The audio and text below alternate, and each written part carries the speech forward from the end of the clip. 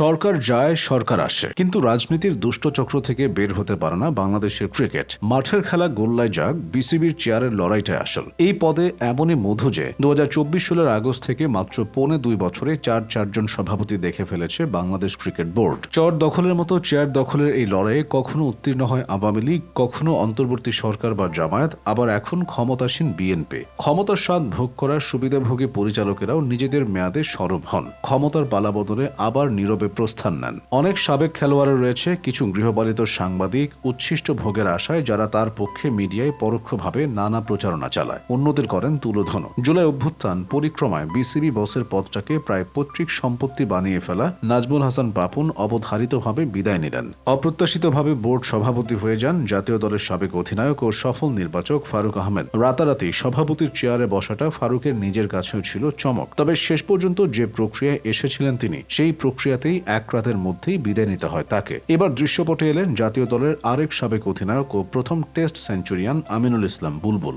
দেশের ক্রিকেটের আকুল ডাকে সাড়া দিয়ে একটা টি-20 ইনিংস খেলেই বিদায় নেওয়ার কথা বলেছিলেন তিনি, কিন্তু ক্ষমতার মুখে মত বদলে টেস্ট ইনিংস খেলতে চান। 25 সালের অক্টোবরে পরিচালনা পর্ষদ নির্বাচনে পূর্ণ মেয়াদে বিসিবি সভাপতি হন বুলবুল। সে নির্বাচনে তৎকালীন অন্তর্বর্তী সরকারের ক্রীড়া উপদেষ্টা আসিফ মাহমুদ সজীব ভুঁইয়া জেলা ও বিভাগীয় ক্রীড়া সংস্থার কাউন্সিলর মনোনয়নে হস্তক্ষেপ করেছিলেন বলে বিস্তর অভিযোগ জমা হয়। শেষ পর্যন্ত বোর্ড সভাপতি হিসেবে আমিনুল ইসলাম বুলবুলের কার্যকালটা টি-20 ইনিংসই হয়ে গেল।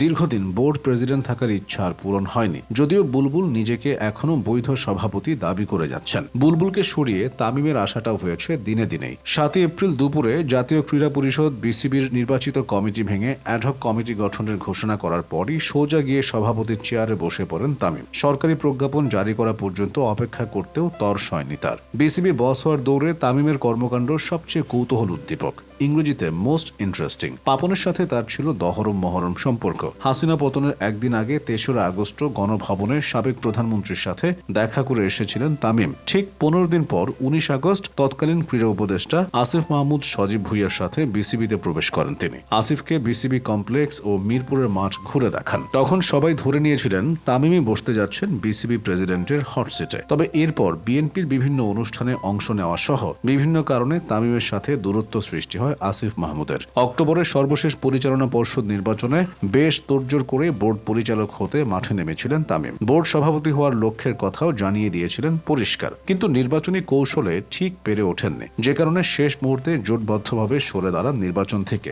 মনোনয়ন প্রত্যাহার করা 16 জনের মধ্যে তামিম ছাড়াও ছিলেন সদ্য গঠিত অ্যাডহক কমিটির সদস্য সাইদ ইব্রাহিম আহমদ, ইসরাফিল খসরু, মির্জা ইয়াসির আব্বাস, রফিকুল ইসলাম ও ফাহিম সিনহা। তাদের সবাই বিএনপির অলিখিত সমর্থন নিয়ে নির্বাচন করতে চেয়েও পরে সরে আসেন। অক্টোবরে বিসিবি নির্বাচনে যে অন্তর্বর্তী সরকারের প্রভাব ছিল তাতে কোনো সন্দেহ নেই, তবে ঠিক নৈতিক অবস্থান থেকে এসবের প্রতিবাদ করতেই তামিম ইকবাল দলবল সহ নির্বাচন থেকে সরে দাঁড়িয়েছিলেন। ব্যাপারটা মোটেই তা নয়। মূল কারণ ছিল পদ ভাগাভাগি নিয়ে বনিবনা না হওয়া। অন্যপক্ষ সব গুছিয়ে নেওয়ায় নিশ্চিত পরাজয় আজ করতে পেরেছিলেন তামিমরা। আর এত কিছু করার পর জাতীয় নির্বাচনে বিএনপি ক্ষমতা এলে সেই নির্বাচিত কমিটি যে আর থাকবে না, এটাও ছিল নিশ্চিত। ফলে তখন হিসাব কষেই সরে আসেন তামিম। বিসিবি নির্বাচনের পর থেকেই নির্বাচনে অনিয়মের অভিযোগ জানাতে থাকে তামিম অ্যান্ড কোং।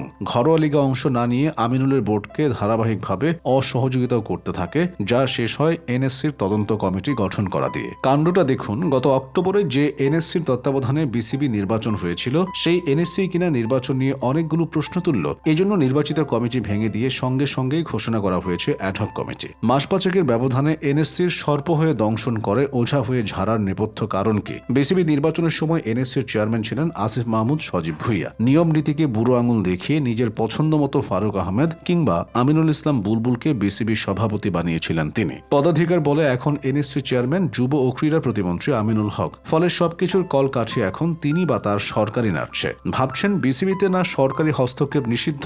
ভাই, এই বাণী শুধু কাজীর গরুর মতো কিতাবে আছে, গোয়ালে নেই। বিসিবিতে এনএসসি মনোনীত 2 জন পরিচালক রাখাই হয়েছে আসলে সরকারি হস্তক্ষেপের জন্য। ফারুক আহমেদ ও আমিনুল ইসলাম বুলবুলকে বিসিবি সভাপতিও করা হয়েছিল এই সুযোগ কাজে লাগিয়ে। সরকার চাইলেই এনএসসি মনোনীত পরিচালককে সরিয়ে দিতে পারে। আমিনুলকে সুরক্ষা দিতে তাই তাকে ঢাকা বিভাগীয় ক্রীড়া সংস্থা থেকে কাউন্সিলর করে এনেছিলেন সাবেক ক্রীড়া উপদেষ্টা আসিফ মাহমুদ। ঢাকা বিভাগীয় ক্রীড়া সংস্থায় তাকে জায়গা দিতে পদত্যাগ করেন মোহাম্মদ আশরাফুল। জাতীয় দলের ব্যাটিং কোচ বানিয়ে এর প্রতিদানও দেওয়া হয় আশরাফুলকে। তো এই হলো বিসিবি। মাঠের খেলা এখানে গৌণ, বিসিবির চেয়ার দখলের খেলাই বাংলাদেশের ক্রিকেটের চিরন্তন ভাগ্য।